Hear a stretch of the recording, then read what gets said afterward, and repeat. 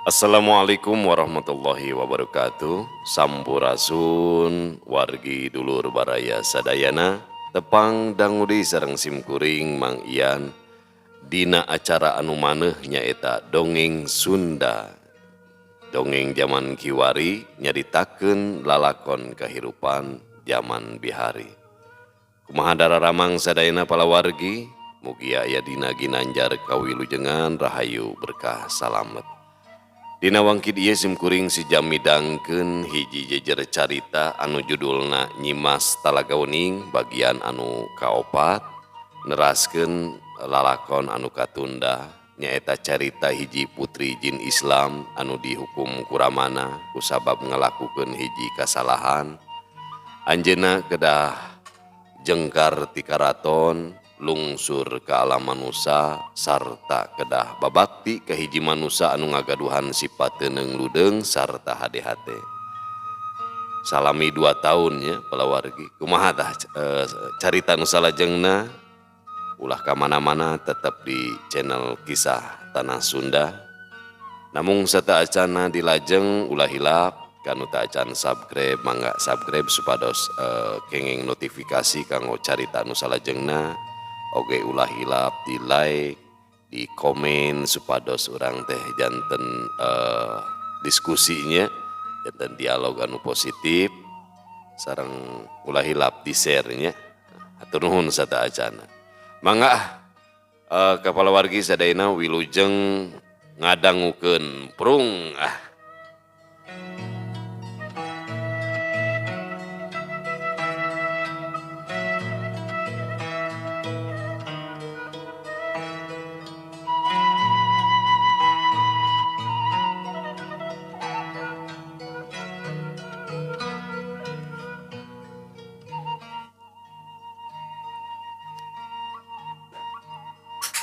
perhiasan nu geus dibikeun ka hideuk geus leuwih ti cukup eta hiji bukti jang sukma kacida ngajenan ka hideuk. Kitu kasauran Raden Sambas masihan pepeling ka putrana Den Purbaya. Kartos pisan ku abdi ama, tangtos abdi sejatuh turut ka sepuh. Kitu deui Kakang Sukma sanesnya deui namung tos janten bebelahan diri abdi. Syukur anaking bagja ama. Ibu oge kalintang bagja ningal hidup geus cager. Boga pisalakieun sakitu bumelana. Moal aya hiji ge jalma nu mere harta sakitu lobana. Moal bea ku 2 turunan cek paribasana mah. Hidup kudu titip diri sang-sang badan kudu bisa mihapekeun maneh. Saur Den Nurmala ngawejangan ka Den Purbaya. Kolot mah ka anak teu boleh ngeli ngan bisi kamalinaan. Dina hiji poe, Sukma ngahajak nganjang ka bumina Raden Sambas, kadinyana dibarengan ku sobatna si Galing. Sukma numpak sado nu lurah sungkana sakalian jeung kusirna. Barang datang ge dibageakeun ku Raden Sambas sareng garwana, Den Nurmala kantenan Den Purbaya mah teu sirikna ngarangkul awahing kusono. Sarerea ngariung di patengahan bumi, susuguh sursor loba rupana. Si Galing gawena ukur puluhak, polohok nitenan kaayaan didinya. Bagea Sukma, hidup geus ka dieu ama teh teu boleh ngarep-ngarep hayang jonghok, saur Raden Sambas ka Cidagaleh gehna. Duh apunten juragan, abdi teh nembe tiasa ngabujengan ka dieu sakalih teh eta. Abdi sakantenan wawartos wireh 2 dinten ti ayeuna bade teras mios ka Gunung Sundung. Walon Sukma ngabejakeun lamun 2 poe deui rek indit ka Gunung Sundung. Teu kudu nyebut juragan atuh, cukup ama bae kusabab hidup geus jadi anak ama sok sanajan acan ngarabi jeung si Nyai Purbaya. Ku ama didoakeun sing rahmat salamet sagala pamaksudan sing tinekanan.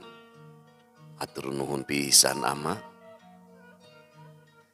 Kitu deui ibu teu boleh ngadoakeun ka hidup mugi aya dina kalancaran ulah aya halangan harungan nu bakal jadi mata. Itu kasauran Den Nurmala ngiring cumarios. Dupi inden Purbaya ukur ngeluk tungkul ngebandungan nu cumarios. Atur nuhun ibu katambi pisan ku abdi. Tembal Sukma rengku. Bisi taya kuda keur tutumpakan pake baik kuda ama ngarah tereh dina lumampah ka Gunung Sundung. Moal ripuh teuing. Sanes nampi kasayan ti ama namung harewos goib nu katampi abdi teh kedah badarat. Kedah mapah ka dituna teu sawios tos janten kawajiban diri abdi ama. Arinya nya ari kitu mah ama ngarti ama percaya pisan ka hidup.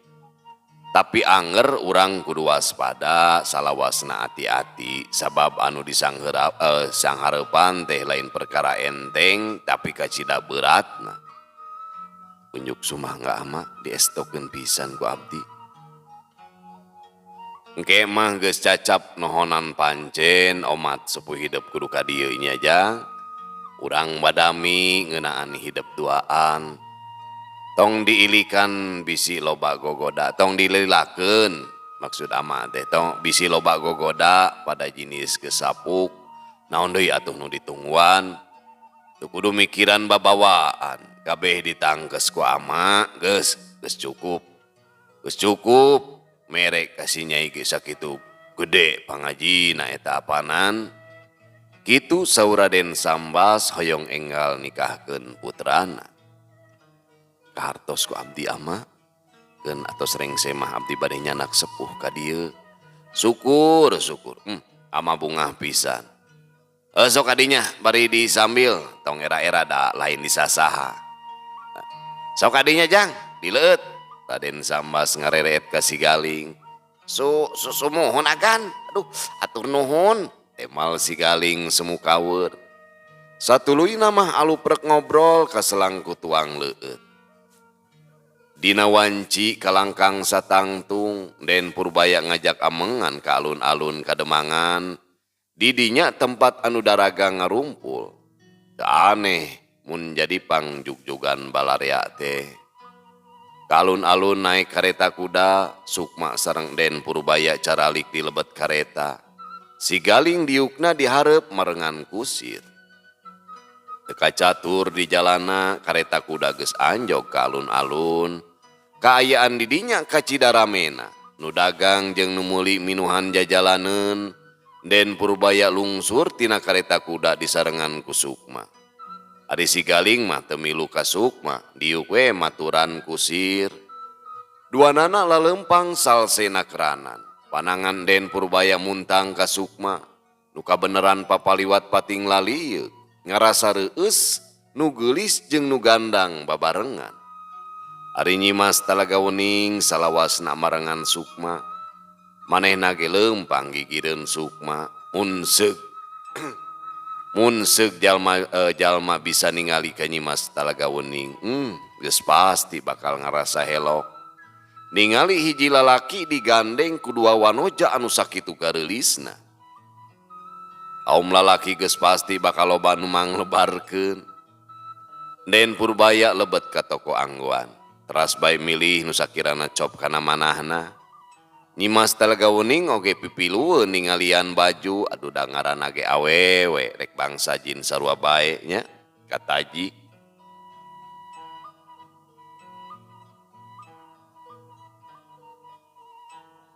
Aralus kieu Kang baju manusa mah nya. Cek Nyimas Talaga Wening panonna nyidik-nyidik baju pulas hejo ngora. Sukma ukur ungeuk.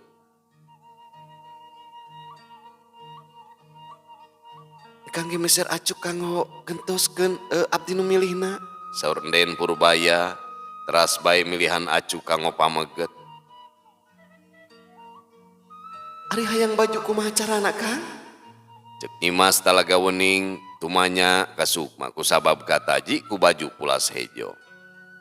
Sukma teu ngajawab sabab bisi jadi matak manehna ngomong sorangan.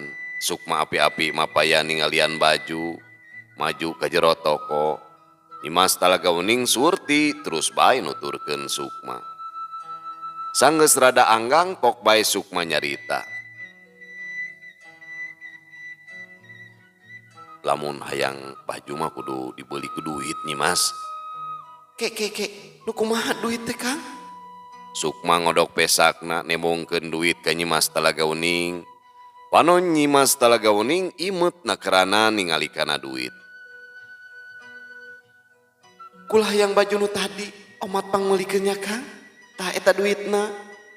Ceuk Nyimas Talaga Uning curugna diutekeun ngan sakicep saku baju Sukma duanana metet ku duit. Puguh bae Sukma ngajenghok sabab duit dina sakuna kacida lobana. Tapi da teu bisa majar kumaha sabab geus apal adat Nyimas Talaga Uning. Sukma gura-giru nyampeurkeun ka Den Purbaya. Den, akang nitip acuk 5 setel istrinya. Tah eta hiji nu pelas hejo nu sanesna mah teu langkung bade nu kumaha. Kalelesan nu ka dieu nuju ka dieu akang hoyong meser kanggo pun ahlo sareng kanggo ambu. Ceuk Sukma kapaksa ngareka carita.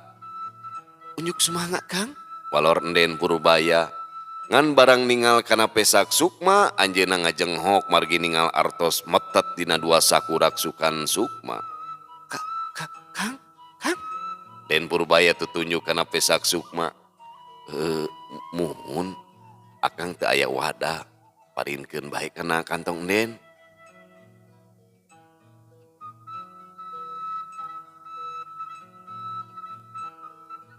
Tinggal bae artos tina pesak Sukma diwadahan kana kantong Den Purbaya. Kasieun aya begal atawa bangsat nu nangeunankeun. Sukma meuli bajuna 5 setel, anu sasetel keur sobatna si Galing. Kaluar ti toko teh angkaribung ku babawaan. Acuk simpen heula Kang dina kareta urang meser ka tuangan heula Kang. Mangga Den. Duanana muru ka lebah kareta kuda. Cacap nunda bawaan ari niti ka jero alun-alun. Den Purbaya teras bae meser ka tuangan aya kana sababaraha rupana. Hilap abdi teh bade meser bubuahan di bumi tos bade seep Kang, namun ti dieu rada anggang. Mangga wae, keun wios ku akang dibantu nama. Den Purbaya teras bae mapah malibiran ka jalan leutik. Beras ka jalan kebon didinya mah tiiseun ku sabab tukang buah mah boga tempat sorangan tengah hiji di alun-alun. Telila geus tepi kayaan didinya sarua rame kuno dagang mangrupa-rupa bung-buahan nu mareuling ngagelek keur milihan. Den Purbaya teras bae milihan bung-buahan aya kana 5 rupina. Hayu Kang, urang muli tos rengse sadayana teu aya deui pesereun. Saur Den Purbaya teras ngajingjing wadah nu dieusi sabangsaning kadaharan. Bung-buahan dijingjing ku Sukma, karasa rada ampeg. Marengan keur laleumpang di jalan pakebonan, ngadadak aya 5 urang lalaki megatan jajalaneun. Ningali rindatna geus kaciri boga niat teu bener, Den Purbaya nyekelan ka Sukma, awahing ku sieun. Eureun euy, ceuk salah saurang nu awakna bedegul, ari nu opatan deui ngalingkung ngerpung Den Purbaya jeung Sukma. Aya naon ieu teh? Temal Sukma tetep tenang. Kieu euy, lamun hayang salamet kadiekeun duit jeung babawaan. Lamun teu dibikeun, nyawa si laing jadi tarohana sarta pamajikan si laing bakal jadi babanang karti. Cuk si bedegul deui bari ngalugas bedaugna nyingsieunan ka Sukma. Den Purbaya tangka murungkut awahing ku sieun pananganna muntang pageuh ka Sukma. Nu opatan ge sarua geus ngalugas bedaugna sarua nyingsieunan. Hayang duit mah ku dewek rek diberengan sacukupna we tong kudu megatan sagala bisi cilaka. Cakakak nu 5an sareuri ngadenge caritaan Sukma teh. Wah, ngareken kanu barang main sia. Kudu dikieu sugan. Cek si bedegul bari muihkeun bedaug dina luhur sirahna. Nyimas Talaga Uning kacida ambekna, curugna dibetrikeun. Ngadadak bedaug dina leungeun si bedegul jadi orai hideung sagede pigeulang leungeun. Ulu orai malik nying hareup ka si bedegul kawas rek macok. Orai! Si bedegul ngoceak bari ngalungkeun bedaugna. Tapi dina paningali si Bedegul mah sakadang oray, tapi bedog teu daek leupas kawas rapet dina leungeunna. Wah tuduh, tulung oray tulungan kuring. Si bedegul terus baik kokoceakan bari ngepeskeun bedogna. Baturna nu opatan silih reret ningali si bedegul kokoceakan bari ngepes-ngepes bedogna kawas nu owah. Tapi barang nu opatan ngareret kana lebah bedogna, nu opatan ge ngaranjuk sabab sidik pisan oray keur ngabelit leungeunna. Awas si bedegul nu opatan pating koceak bari nyebut oray, leungeunna pakupis hayang lesot tina beulitan oray. Den Purbaya ukur molohok ningali kalakuan lima begal teh. Dina paningali anjeunna mah anger bae bedog. Sukma apal kabeh ge polahna nyimas talaga wening. Ayo Den, antep begal mah tuman. Duanana laleumpang deui ningalkeun begal nu pating kocea. Wengina sadaya ngarempel di tepas ngaha jadi dinya hoyong langkung lalugina. Den Purbaya calikna caket sareng Sukma. Teu ngaraos kumaha ku sepuhna margitos ngaraos raket. Si Galing teu milu ngariung. Keur uplek ngobrol jeung para pangawal kademangan manehna mah. Hilap Kang, ieu artos kagungan akang. Saur Den Purbaya kantongna ditongengkeun borolo duit bayatak dina sama. Raden Sambas sareng garwana ukur coloho ningal artos nu sakitu seueurna teh. Sawios teu kedah diuihkeun deui ka akang Den. Dina priyogina ge sacekapna bae akang mah. Ceuk Sukma mung narima deui duit ti Den Purbaya. Teu puguh akang mah. Nah duit naon eta teh Nyai? Asa ku pohara teuing. Gusti, saur Raden Sambas socana neuteup artos nu ngagunuk. Dasar da Kang Sukma nyanak artos teh sok sasangkleng geura. Dugi kedua pesak metet duka bade meser naon geura. Waler Den Purbaya gumujeng. Raden Sambas ukur mesem bari gogodeg. Den Nurmala katawis imut tinggal pola putrana. Manehna kalintang reueusna.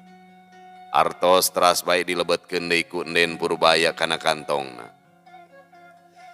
Pami akang perjogi mah nya kantun nyarios ka abdi. Sukma tibang ungeuk.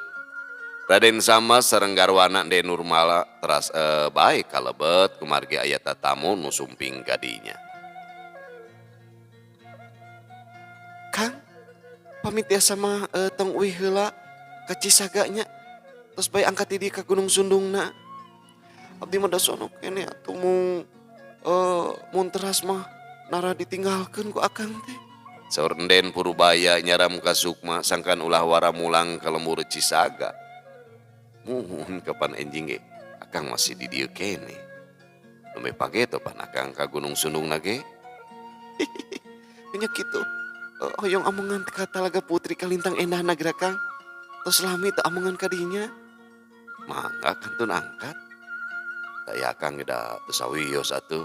Ih kasebeuleun geura nyaho teuing ah. Nu geulis ngajang ngilek. Soca cureuleuk ngarindat matak ti belah.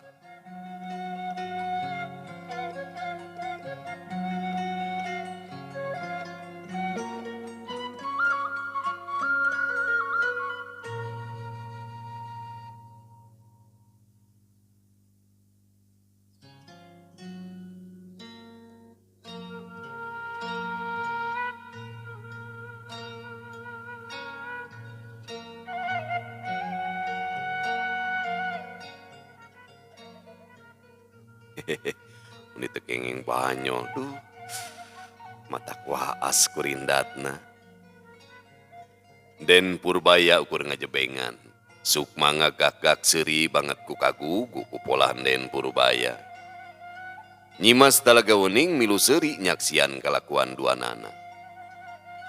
Cunduk waktu ninggang mangsa. Poe eta Sukma kudu indit ka Gunung Sundung nohonan janji kudu nyokot kembang lokat mala. Den Purbaya teu sirikna nangis narah ditinggalkeun ku panutan hatena. Tapi najan kasono minuhan raga, katresna ka cidarohakana moal bisa megatan kanu rek lumampah kusabab aya patali jeung kasalametan hirupna. Memeh Sukma indit Den Purbaya ngerangkul page. lali dikalingsem, awahing kumelang ka bebelahan hatena. Dijajab ku panetep digupai ku kamelang, Sukma ninggalkeun kademangan pasir gede. Memeh init ka Gunung Sundung, Sukma bebeja heula ka indung bapana, dibaturan ku sobatna si Galing, Sukma init ninggalkeun lemurna. Sabenerna mah lain teu hayang nyimas Talaga Wening mere tutumpakan sebangsaning kuda leuwihna ti eta. Nyimas Talaga Wening bisa wae mawa Sukma ku pangawasana. Sajorelat geus pasti geus nepi, geus bisa tepi ka Gunung Sundung. Tapi teu bisa kitu, Sukma kudu ngalakonan lalampahan ku badarat. Geus aya ti dituna teu bisa dipungpang. Kacaritakeun kayaan di lemur Kararas, jajalaneun anu rek dijugjug ka Gunung Sundung dijaraga ku sabubuhan jalma.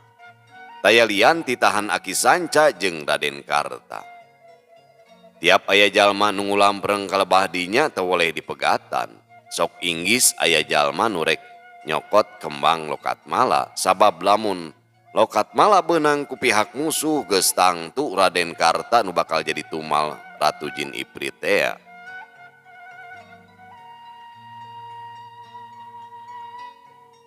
Samemehna Ratu Jin Iprit geus wakca taya urusan jeung Sukma atawa jeung Nyimas Talaga Wening. Nu boga urusan mah Aki Sanca jeung Raden Karta. Ratu Jin Iprit hiji ratu nu kumawasa di nagarana nu katelah nagara Parakan Cadas, geus tangtu miboga kasakten nu linuhung. Tapi najan kitu Ratu Jin Iprit mung patelak jeung sabangsana. Komo jeung jin Islam mah kacida dipahingna kusabab bakal nimbulkeun karuksakan pikeun nagarana. Balad-balad Raden Karta sawareh geus ngasru ka leuweung Gunung Sundung sejak neneangan kembang Lokatmala. Sabenerna kembang Lokatmala teu kudu jauh diasru ka jero leuweung. Di buruan imah ge rajeun aya ngan kembang Lokatmala nu aya di Gunung Sundung mah mimboga hiji kakuatan.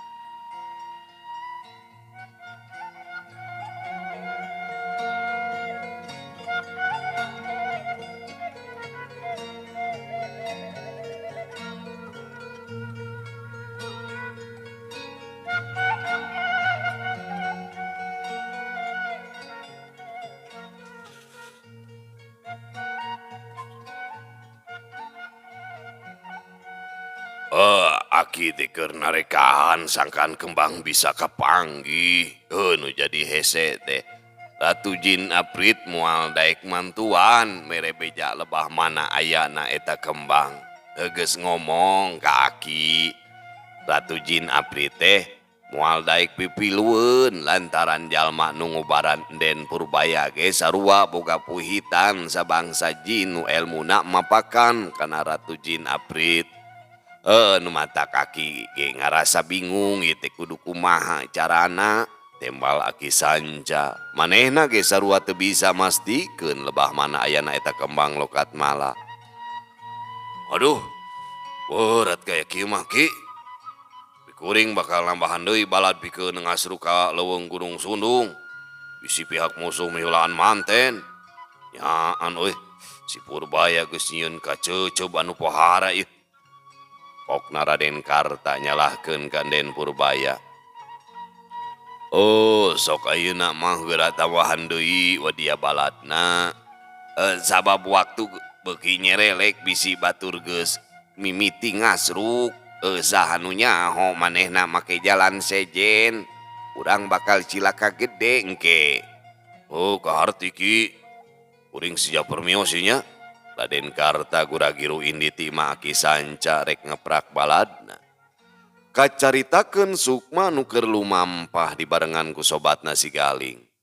Lumampahna geus kawilang jauh sakira satengah poe deui ge bakal anjog ka Gunung Sundung. Harita duanana keureuh di satengahing perjalanan. Amun teu salah mah ti dieu teh ka Gunung Sundung sakira setengah poe deui Jang. Ceuk si Galing ngira-ngira waktu pinepieun ka Gunung Sundung. Ya Kang jauh keneh sigana mah anjoga ditu teh pasti pas mangsa peuting. Amun hayang geuna mah urang ngaler ngajugjug lemur naratas jang. Didinya bisa reureuh, bisa istirahat heula isuk-isuk kari nuluykeun lalampahan. Geus deukeut sabab lemur naratas hanapeun gunung sunung pisan ti belah kaler mah.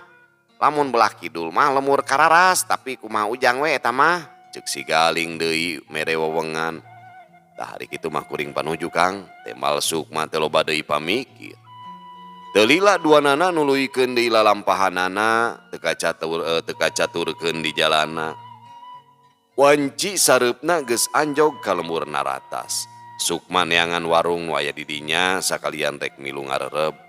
Kabeneran aya, Sukma jeung si Galing milu sare di dinya.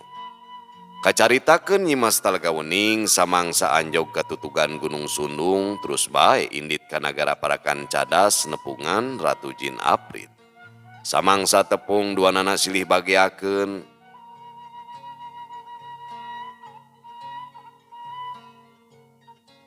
Haturan Ratu, kula Nyi Mas Talaga Wening ti nagara Girimanuk. Ceuk Nyi Mas Talaga Wening mere nyaho ngeunaan dirina. Haturan Nyi Mas, temal Ratu Jin Aprit. Tangtungan Ratu Jin Aprit teu beda jeung Nyi Mas Talaga Wening miboga rupa nu geulis ngan sorot panona kacida seukeutna. Kangaranan Ratu Jin Aprit geus pasti boga sifat telenges. Tapi barang ngadenge asal nagara Nyi Mas Talaga Wening ti Girimanuk, Ratu Jin Aprit ngaranjuk. Di bangsa jin atawa siluman geus pada apal ka nagara Girimanuk. Hiji nagara anu kawilang gede jeung ngabawahan sababaraha hiji nagara sejena. Lamun teh mah nagara Parakan Cadas perang jeung nagara Girimanuk. Dina waktu sakedeung geus pasti ukur tinggal ngaran. Hampura Ratu kula geus tumorojog tanpa raratan. Ngajugjug taya bewara ti anggalna. Teu nanaon kula bisa ngamaklum. Cik palaka ka kula aya naon pangna anjeun datang ka dieu teh. Heuk, kula arek cumarita Ratu. Barabat bae Nyi Mas Talaga Wening ngabejakeun maksud datang ka nagara Parakan Parakan Cadas. Dibejakeun oge lamun dirina anu ngubaran Den Purbaya nu disandeikeun ka Ratu Jin Aprit. Tah kitu lalakonna mah Ratu. Nyi Mas Talaga Wening mungkas caritana. Ratu Jin Aprit ukur ungut-ungutan ngabanungan caritaan Nyi Mas Talaga Wening ngan teu lila pok bae ngandika. Kula ngarti Nyi Mas, eta mah dah hak anjeun. Tapi kula mah ukur narima kahayang manusia, maranehna nu datang ke tempat kula. Jadi urusan manusia anu disanekeun ka kula eta mah urusan manusia anu boga polahna. Jadi antara anjeun jeung kula mah tai urusan naon Nyi Mas?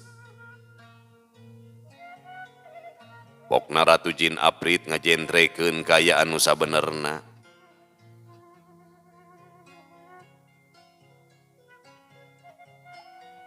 Kula ngarti Ratu, moal ikut campur urusan anjeun. Ngan lamun kembang lokat malah kapanggih ku manusia anu deukeut jeung kula, wayahna urusan jeung manusia anu disanekeun dianggap rengse. Ceuk Nyi Mas Talaga Wening nyaritana tatag pisan. Kula ge boga wewengan nepi ka lebah dinya mah Nyi Mas. Nu matak antep maranehna nu neneangan kembang lokat mala. Kula moal ulu biung. Syukur atuh kitu mah Ratu. Kula ge sarua urusan eta mah kumaha karepna. Ngan kula aya pamenta. Lamun aya jalma ngaranna Sukma Oma, ulah diganggu kusabab kanyaah kula eta teh.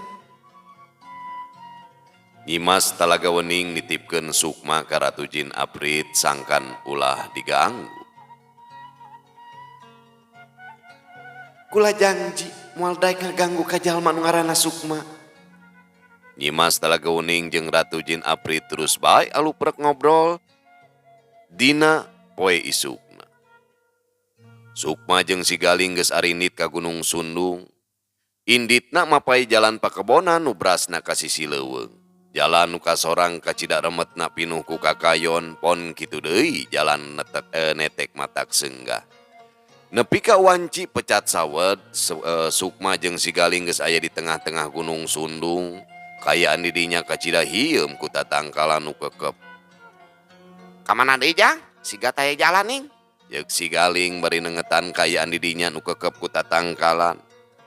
Wayahna Kang urang nuturkeun jalan satapak, najan kahalangan ku kakayon tapi bisa keneh ditincak. Tembal Sukma terus bae lempang ngarayap bari nyuaikeun kakayon. Sabenerna Nyimas Talaga Wuning geus ngarobah wujud Sukma jeung si Galing jadi maung. Ari katingali ku jalma biasa mah tetep bae manusa, tapi lamun seug katingali ku nu jarahat katingalina jadi sakadang maung. Nyimas Talaga Wuning ngahajak itu peta sabab sarua jeung Ratu Jin Aprit moal ulu biung kana urusan kembang lokat mala mah.